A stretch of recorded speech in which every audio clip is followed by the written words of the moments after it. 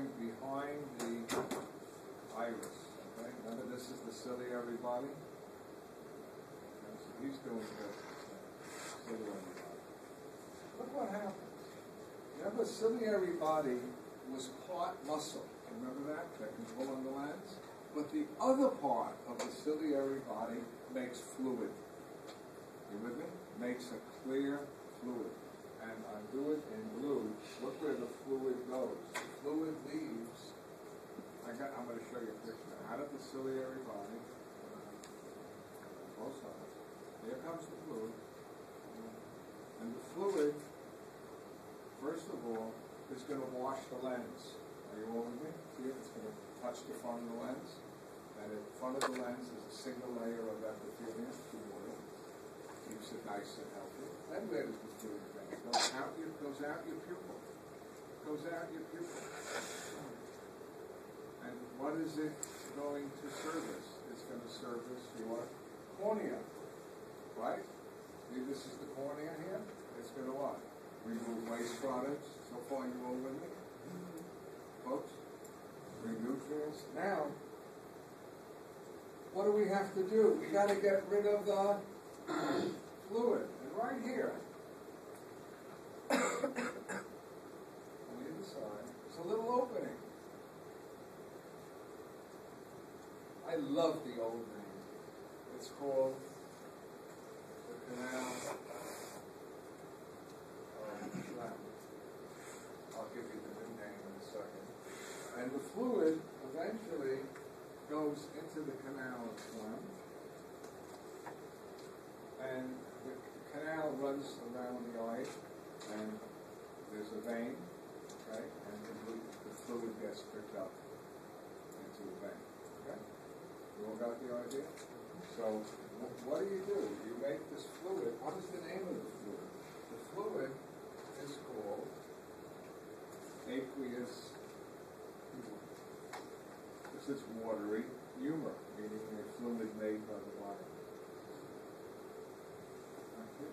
Now, there are two parts here. Where is the fluid going? In green. Let's see. I have another color.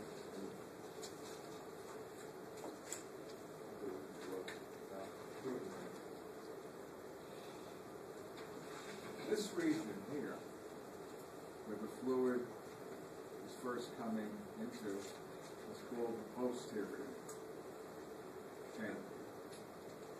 Where is the posterior chamber? It's between the back of the iris, and the lens.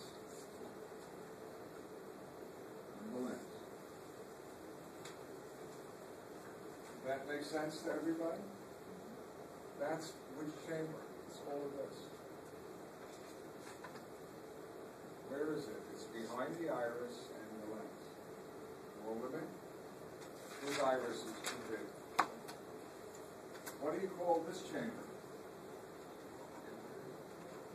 Which is between the front of the iris and the cornea.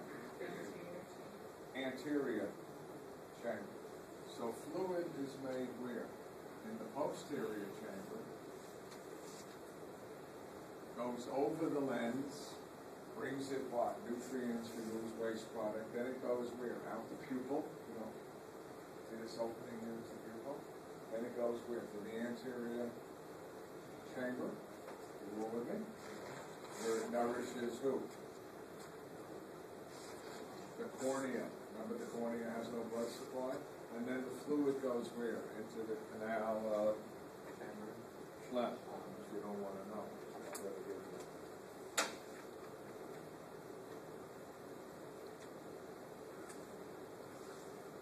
I spelled anyway, SCH. So anyway, over here is the canal of Schlemm. There's one on the other side. So you got it? Look, here's the ciliary body. Okay, all of this, with the muscle, and it's making fluid. And the fluid is going where? It's going between the lens, right? It's going to go actually then into the anterior chamber, and then into the canal of Schlemm, also called the sclerus venous sinus. I like canal of Schlemm. Okay? No Schlemm. So let's do some pathology. Fluid in has to equal nobody? Fluid out. In other words, if I'm making fluid on the ciliary body and it's going into the posterior chamber and anterior, it's supposed to drain through the canal of Schlemm at the same rate that it's being made. Are you all with it? And what does that fluid do? Besides nurturing, it also contributes to the shape of your eyeball in the front. You all with it? There's some pressure. So, how many of you have been ever to an eye doctor?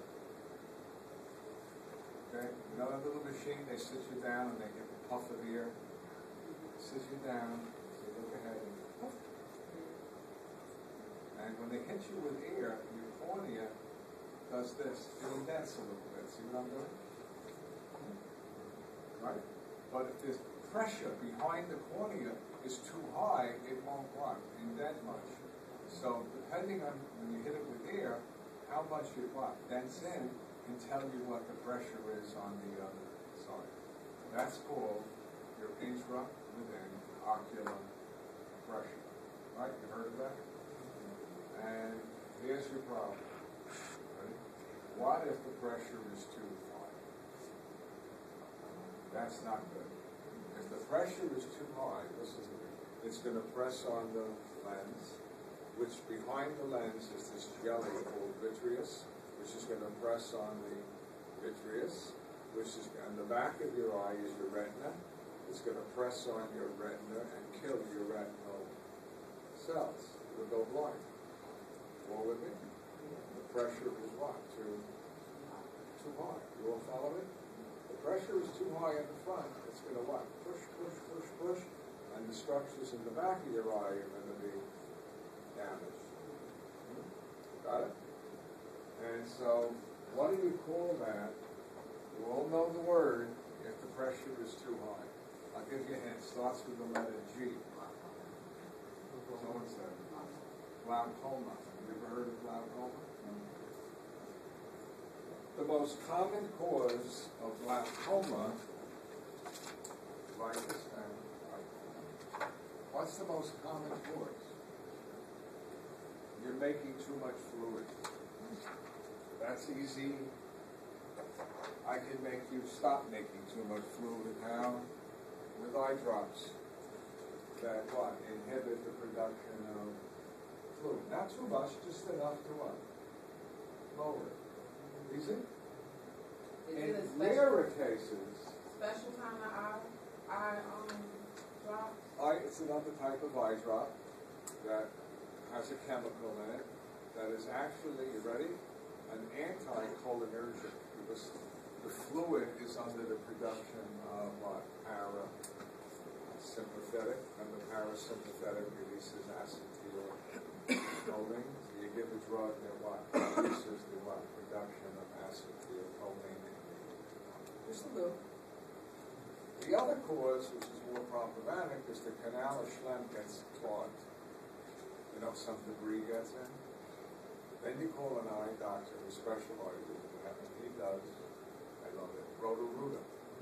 He goes into the canal with a very fine wire, and cleans out the canal. You're asleep. He's getting all upset. That's rare. Most of the time you get glaucoma. Why? You're making too much aqueous humor. And you can stop it by what? Using the correct drug to reduce it. Okay? So you've learned a lot of pathology today. It's good. Okay. We're moving on. Is it 1 o'clock yet? Oh, good.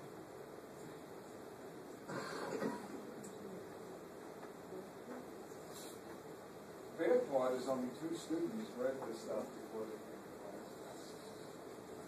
The reason they read it was because I told them to.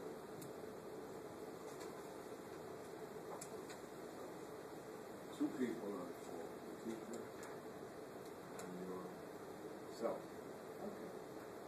So now we're going to come to the third layer, which is called the nervous layer.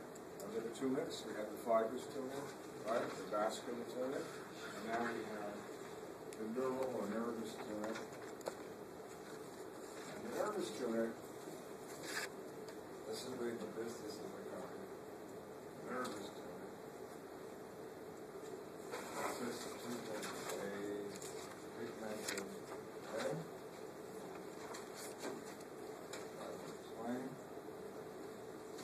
And your old friend,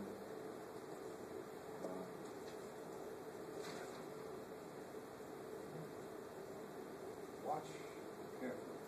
This is where the light is coming through. It's going to hit your cornea, right? Is your cornea transparent? It's going to go through the aqueous humor, which is what? Transparent. It's going to hit the lens, which is what? Transparent. And the lens is going to what? Focus it. And it's going to focus the light to the right part of your retina. More with it?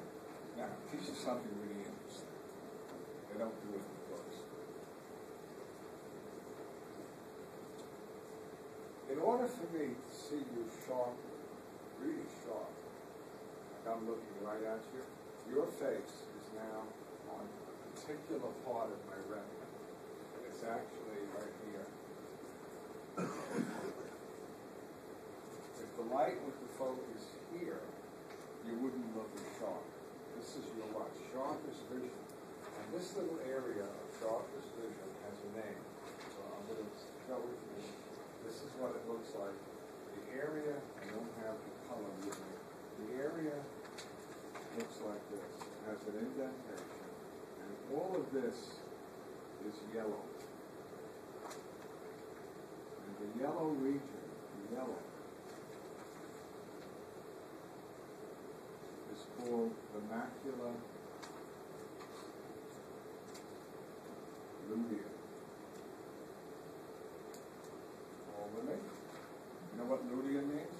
Anyone? Yellow. The yellow place.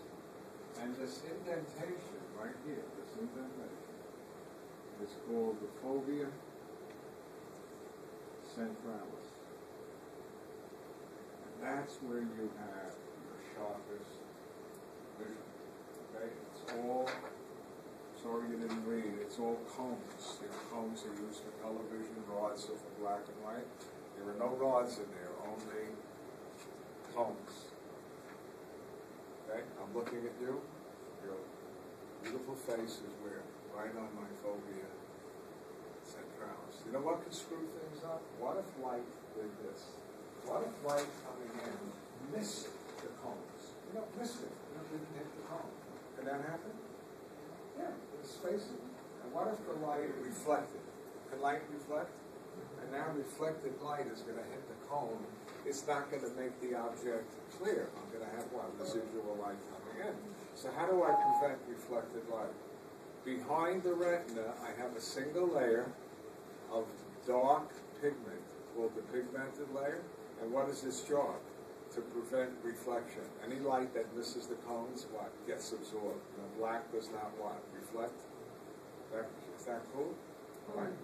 So you are a beautiful animal that can what? See very sharply. Now, if you were born a cow